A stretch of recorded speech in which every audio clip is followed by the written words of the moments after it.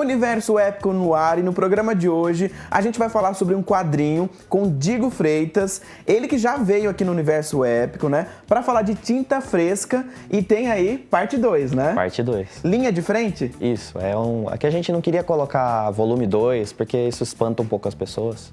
Então, Digo. foi esse nome. E aí, qual é a diferença entre a parte 1 e a parte 2, né? Assim, a ideia do Tinta Fresca é criar um herói que não seja um super-herói, né? Uhum. Fugir um pouco dos padrões que o pessoal está acostumado. Então, ele tem poderes, só que ele é um garoto jovem, ele é grafiteiro, né? Então, no primeiro volume era mais uma introdução, de contar como que ele ganhou esses poderes, como que funcionam esses poderes e apresentar o universo, porque, na verdade, não é só ele que tem esses poderes, né? São outras pessoas também. Então, no volume 2 a coisa fica um pouco mais complexa, aparecem outros personagens e uma conspiração e tal, e ele acaba sendo preso por uma injustiça que acontece com ele. Então, o volume 2 é um pouco mais pesado justamente por causa dessa parte da prisão, que ele vai sofrer um pouco as consequências disso, mesmo que não seja culpa dele. E você estava me contando nos bastidores, né, que a história, ela amadureceu. Sim. Então, na primeira parte era mais infantilizado. Sim. E nessa segunda agora tá um pouco mais adulto, né? Sim. Foi necessário esse amadurecimento por conta de vocês mesmo, né? Ou você não, estrategicamente, já lá desde o começo, vocês já imaginavam que a história ia evoluir? O Tinta Fresca, apesar de a gente ter um planejamento assim, mais geral, ele é uma coisa que a gente vai construindo conforme a gente vai sentindo que a história está encaminhando. Uhum. Então, no primeiro volume, a gente fez uma coisa mais aventura, mais infantil, mais para aberto para todo mundo, para poder trazer o pessoal para a história, para o universo, para conhecer, né? Uhum. Só que aí a gente viu uma necessidade de trazer uns temas. Como o primeiro volume ele fala superficialmente um pouco sobre alguns temas como racismo, ou próprio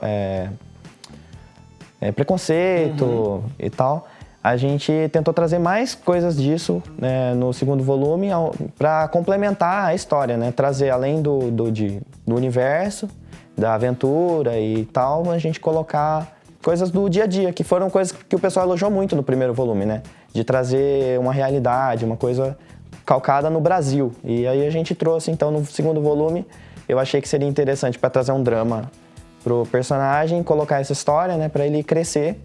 E foi assim, a gente decidiu, como a gente vai falar de sistema prisional e tal, e racismo institucionalizado e tal, que são coisas que acontecem no Brasil, tinha que ser uma história um pouco mais pesada. Então foi por isso que o tom da história pesou um pouco mais. Foi mais porque não dá pra você ficar fazendo piadinha, sendo tanto se você tá falando de coisas tão sérias, né? Mas foi mais nesse sentido, assim, que a história ficou um pouco mais pesada. Tanto você e o Vinícius não são negros, Sim. né? De que forma que vocês fizeram essa pesquisa para poder falar sobre racismo, né? Assim, eu sou da opinião, e já pesquisei muito sobre isso também, de que todo mundo tem direito de fazer uma história com qualquer personagem. Uhum. Só que, primeiro, você tem que ter muito respeito, você tem que entender o lado do outro, e você não pode levantar a bandeira que o outro tem. Porque eu não posso levantar a bandeira do movimento negro, porque não é um movimento que eu faço parte ou que eu mereça fazer parte. Porque, assim, eu não sou negro, não sou branco, mas sou meio pardo, assim. Então, eu diria que todo mundo tem direito de escrever. Por exemplo, um homem pode escrever sobre uma história de uma mulher, e uma mulher pode escrever uma história sobre um homem. Sim. Então, eu acho que um garoto branco, pardo, sei lá o que eu sou, possa escrever sobre um negro se tiver muito respeito, pesquisa. E eu pedi para a opinião de muita gente que tem envolvimento com essas questões para dar uma olhada no roteiro, para ver se eu não estou pegando pesado demais ou usando... E tem um amigo meu que ele elogiou bastante, o Lucas, e ele falou que eu peguei nos pontos certos, sem forçar a barra, assim. Eu fiquei muito feliz quando ele leu o quadrinho e ele deu essa opinião. E tem minha amiga Andréia também que falou a mesma coisa, que tá legal, que eu abordei legal. Então, acho que é você ter o feeling da coisa, assim. Você não pegar muito pesado, porque tem bandeiras que eu não posso levantar, porque eu não sou negro. Mas eu acho que todo mundo tem direito a tentar, pelo menos, fazer uma história com alguma coisa que não é relacionada a você, se for bem pesquisado, se correr atrás e com muito respeito. Perfeito. E olha só, o Vinícius, ele também faz parte do projeto, assim como ele fez no primeiro volume. Sim. E agora, na segunda parte, vocês também dividiram o trabalho? Isso, o Vinícius, ele é um grande parceiro aí nesse projeto, Porque a idealização toda, o Tinta Fresca eu comecei a idealizar em 2012, né? Foi quando eu tive a ideia do projeto e tal. E eu sempre escrevi, sempre tive o plano de contar a história, mas para conseguir colocar isso no papel só com a ajuda dele que eu realmente consegui. Então o Vinícius é um grande parceiro no projeto, ele ajuda em todos os caminhos, assim, ele opina na cor, ele opina no como a gente vai direcionar a história. Ele escreveu assim o roteiro original desse segundo volume, ele criou a estrutura da história, a gente construiu junto o restante da história. Ele desenha metade do quadrinho e ele ajuda na revisão, ajuda em colocar balão. Então o Vinícius, ele tem, assim, eu diria que metade do projeto existe graças a ele. Eu sou muito feliz de ter um parceiro tão talentoso, porque é só você abrir e ver o quadrinho que as páginas que ele desenha são lindas. As páginas estão maravilhosas, né? E as cores, né? Você colocou tons mais puxado pro vermelho, Sim. amarelo, é de propósito? Sim, sim. O Tinta Fresca, ele sempre trouxe uma coisa com as cores, porque eu acho que as cores trazem sentimentos, né? E eu criava paletas, né, de cor, que são conjuntos de cores, para representar esses sentimentos. Então, por exemplo, para Natália, que é a personagem feminina da história, eu coloquei uns tons mais avermelhados no começo, enquanto para o Ícaro estavam uns tons mais terrosos. E aí depois, quando o Ícaro é preso na história, fica um pouco mais esverdeado, que é uma cor mais triste, mais pesada. Então, aí depois que vai para esse tom de aventura, que eles estão no templo e tal, volta a ficar um pouco mais amarelado, mais avermelhado. Então, a ideia é trazer a cor para contar um pouco como os personagens estão se sentindo e o que está acontecendo. Puxa, ficou muito legal. Gostei dos quadrinhos, da forma que vocês colocaram aqui, tá muito legal. E se você, lá na frente, né, consegue dizer pra gente da parte do primeiro pra agora, né, qual foi o desafio, né, pra esse último? O desafio maior foi porque escrever uma história é sempre o seu novo eu. Então, em 2016, quando eu escrevi o primeiro Tinta Fresca e passei com o Vinícius de algumas revisões, né, a gente deu uma adaptada na história, mas o primeiro eu escrevi, eu tava com um sentimento meio pesado de perda, porque eu tinha perdido meu pai no ano anterior. Então, a relação que ele tem com o Arthur, que é um dos personagens que é mais velho, que é o mestre dele, que ensina ele a desenhar e tal, tem um pouco dessa coisa de perda, de relação paternal e tudo mais. E pro segundo volume já era uma outra sensação, porque eu já superei um pouco, assim, é claro que perda do pai é complicado, mas você tem uma outra inspiração. Então eu tinha uma sensação diferente do que quando eu estava escrevendo o primeiro para escrever o segundo. E foi um pouco mais menos experiências pessoais e mais experiências das outras pessoas que eu vi, documentários, reportagens e tal, para poder falar sobre sistema prisional um pouco, mesmo que seja um pouco superficial, mas eu precisei pesquisar. Então tentei trazer a experiência das outras pessoas para dentro do quadrinho. No primeiro foi um pouco mais experiência própria. E também eu estudei muito roteiro para fazer o segundo volume e eu tentei fazer uma coisa um pouco mais complexa, que a gente que conta histórias, a gente está acostumado a falar da jornada do herói, que muitos filmes são bem parecidos, né? E a jornada do herói é o mais clássico. Aí nesse a gente tentou uma coisa um pouquinho diferente. E você, né, tocou no assunto da jornada do herói. Nós temos aqui Minha Vida de Cão, né? Sim, sim. E como é que você traduz, né, essa jornada do herói para sua vida, né? Porque aqui, Minha Vida de Cão é você. Sim, sou eu. O Minha Vida de Cão é uma coletânea de tirinhas, né, que eu faço faz bastante tempo, alguns anos já, eu nem sei quando que eu comecei, mas sempre foi uma ideia de fechar uma coletânea e contar mais histórias da minha vida, assim, de uma forma fixa, né. E no ano passado eu decidi que eu ia criar um Instagram e começar a publicar as tirinhas focadas no meu personagem, que eu me desenho como esse cachorrinho aí, né, do Minha Vida de Cão, e contar algumas histórias engraçadas que acontecem na minha vida, né. Então a ideia é ser bem humorado, trazer as pessoas para conhecer algumas coisas que aconteceram comigo e contar bastante piada, coisa engraçada, e coisas que acontecem com todo mundo, né, não só comigo. E aí? O pessoal pode esperar para esse ano. Eu sei que você acabou de lançar na Comic Con, final do ano passado. E tá fresco ainda, né? Sim. Os dois produtos. Mas não para, né? A gente que faz quadrinho e vai em evento, a gente tem que estar sempre trazendo alguma coisa nova para o público estar procurando a gente e conversando e tal. E esse ano eu pretendo fazer mais uma coletânea do Minha Vida de Cão, né? Dessa vez colorida, com umas tirinhas que eu já estou publicando na internet e algumas originais só para o livro, para o pessoal que está acompanhando ter o interesse de comprar também. Vai ser um volume maior para esse ano. Não diria que seria muito grande, vai ser vai ter mais ou menos umas 50 páginas, mais ou menos, por E aí. Tinta Fresca, volume 3, a última parte, né? Isso, a última parte, o Tinta Fresca vai ser...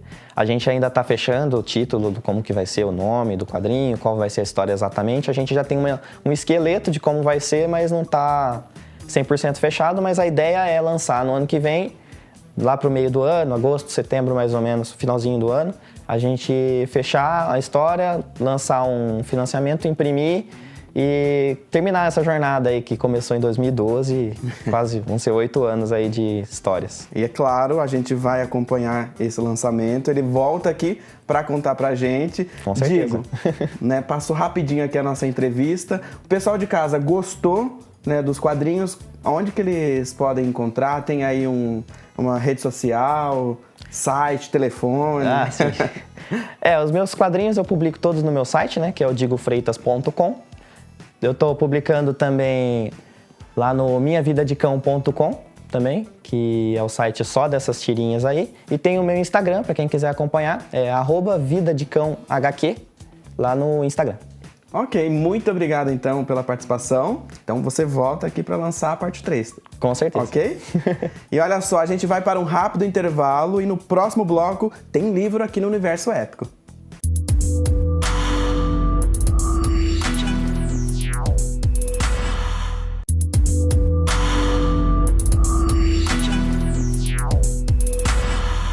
Segundo bloco do Universo Épico, e conforme prometido, vamos falar sobre livro, fantasia. Quem vai conversar com a gente é o Ricardo, que já tá aqui do meu lado. Tudo bem, Ricardo? Tudo ótimo. Tudo jóia. E As Quimeras da Guerra, né? Vamos lá, conta pra gente um pouquinho sobre esse projeto seu. Vamos lá. Esse projeto é um projeto que eu comecei quando eu tinha 18 anos, na verdade, né?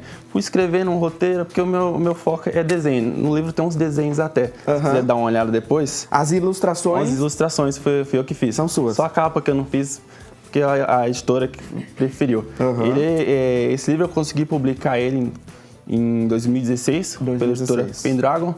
E ele é uma fantasia meio diferente, que é uma fantasia no mundo nosso, só que daqui uns 100 anos. Que é um futuro pós-apocalipse, na verdade. Conta a história de um soldado, que ele é um soldado feito pela Resistência, que é o órgão que tenta salvar a humanidade dessa extinção, que é uma extinção causada por criaturas. Criaturas surgiram do nada, alguns acreditam que são demônios, outros acreditam que são mutantes. E esse soldado tem que sobreviver nesse mundo. Ele é um soldado fruto de uma experiência. E ele tem depressão, que aconteceu muitos fatos na vida dele. E ele tá querendo se matar de qualquer jeito. E aí, durante uma missão em Londres, no subsolo de Londres, ele acha um colar. E esse colar dá superpoderes para ele. Você mistura dois mundos. Dois mundos. O mundo que a gente conhece e você cria um outro mundo. Sim. Um outro universo. Sim. É um futuro, na verdade é o nosso futuro, tecnologia, robôs, e aí eu falo que esse livro já é de fantasia, de magia, a graxa de garagens. Pela tantas páginas que tem aqui no livro, né, são, vamos ver aqui... 414. 414 páginas, né? Quanto tempo para escrever esse livro? Esse livro eu demorei cerca de 4 anos. 4 anos. Aí o segundo que já está escrito eu demorei 1 ano e o terceiro eu demorei 6 meses. Em que momento que você levou aí 4 anos para escrever, em que momento você chega e fala assim, não, agora ele tá pronto? Na verdade, a gente nunca sabe, né? Que nem eu vi vários autores falando a mesma coisa. Você pega um livro, você lê e fala que tá bom. Daqui a pouco você lê, não tá bom. Aí você sempre vai evoluindo e você fala que não é isso que eu quero. Entanto que eu pego os livros que eu escrevi hoje em dia, eu falo, nossa, que eu era uma criança quando escrevi isso, né? Aí a gente vai dar até aquela vontade de pegar e escrever tudo de novo, né? Mas aí tem que... Precisa lançar, né? Uma hora precisa sair. Você tem que desligar do livro. É uma coisa assim, que é um filho que você tem que deixar pro mundo, para as pessoas verem, né? E você, no meio do caminho, levou 4 anos porque teve algum bloqueio criativo? Eu fazia faculdade, na verdade, né? Que além de escritor, eu sou dentista também, né? Aí aquela lá de escreve, vai pra prova, larga o livro de lado. Hoje eu tô mais focado. Trabalho durante o dia, chego 7 horas em casa, já começo a escrever, né? E aí vai até a hora que eu conseguir. E o que te motivou a escrever o livro? Tem aí alguma referência, alguma inspiração? Filme, livros? Ah, tem bastante. Porque eu sempre fui na minha adolescência, eu fui sempre uma pessoa que jogava muito videogame, lia muito quadrinho, lia algumas coisas. Mas esse livro, ele era, como eu falei, era pra ser uma história em quadrinhos. Só que aí a gente escreve o roteiro, o desenho dá muito mais trabalho, a gente acaba por escrever mesmo, né? E aí você divide então o seu tempo, né, entre a escrita e o consultório. Sim. E aí você já está pensando em um novo projeto, já está escrevendo... Esse livro é uma obra fechada ou você pretende fazer uma saga, uma trilogia? Na verdade, ele é uma saga. É uma saga. O segundo, que é uma continuação, é o 2 desse, já está escrito, mas eu não sei como que eu vou publicar ainda. E o terceiro, que é um spin-off, que acontece antes desse, eu estou publicando para uma plataforma chamada Wattpad. E aí eu acabei de escrever semana passada, né? E aí eu estou publicando lá, que eu deixo como um bônus para quem lê a história e gostar. Pera aí, que eu não entendi. O 2 já tá pronto. 2 e o 3, que na verdade é o 0. Tá lá na gaveta. Tá lá na gaveta. E aí você tá publicando o 3. O 0, na verdade. O 0. O spin-off. O spin-off. Ah, que eu tô dando de graça pra quem se interessou na história, ficou com dúvida, querendo saber um pouco mais dos traumas do personagem principal, por que ele é desse jeito. E aí tá lá no Wattpad pra quem quiser ler de graça. Mas a ordem tem que ler primeiro esse, senão não adianta ler o Não, pode ler esse. Pode ler esse e o spin-off. O spin-off é fechado. Ah, tá. E aí a pessoa vai entender completamente amarradinho ali a história. Sim. Perfeito. E aí, você estava falando que quando lançou esse livro, você lançou independente, né? Sim. É difícil a vida de escritor. Ah, é complicado. A gente vai chutando. Onde fizer gol, a gente vai. E aí você fez com uma capa, né? E aí, quando foi para a editora, ele ganhou uma nova versão, uma nova capa. Daquela primeira edição que você lançou para essa segunda, com a editora, mudou muita coisa? Mudou a parte de revisão, né? Que aí pegou uma revisora profissional, e ela pegou palavra por palavra e foi escrevendo. Foi um trabalho em conjunto, na verdade. A gente pegou durante 6 meses, a gente foi trabalhando junto no texto, vendo onde tinha muitos erros que infelizmente você vai escrevendo, tem bastante erros de português. De continuidade, ela foi me ajudando nesse processo. Mas não deu muita coisa, não. Enredo, nada? Não, enredo não. Bom, eu queria que você falasse então pro pessoal de casa, né, que tá assistindo pra gente, aonde que eles podem encontrar o livro, de que forma que eles podem encontrar você? Certo. O livro... dá para encontrar no site da Pendragon. Lá você escreve Pendragon, As Quimeras da Guerra, você acha. E comigo mesmo pela página do Facebook, As Quimeras da Guerra. Uma página que eu fiz para a saga. Se quiser entrar em contato lá, às vezes quiser comprar um livro lá direto comigo, autografado, eu dou uns cartões personalizados que eu fiz de cada personagem. E lá eu dou de brinde junto com o livro. Vamos fazer o seguinte, eu já vou deixar combinado então aqui, que quando você for lançar a segunda parte, você volta aqui no Universo Épico, certo? Joia. Para contar pra gente esse lançamento. E aí você vai voltar também em um outro programa, porque tem contos, você publica contos aí, né? Sim, eu publico contos. Mas isso daí ele vai deixar para um outro programa, ok? Ok. Combinado? Então, Universo Épico fica por aqui e a gente volta na próxima semana. Tchau!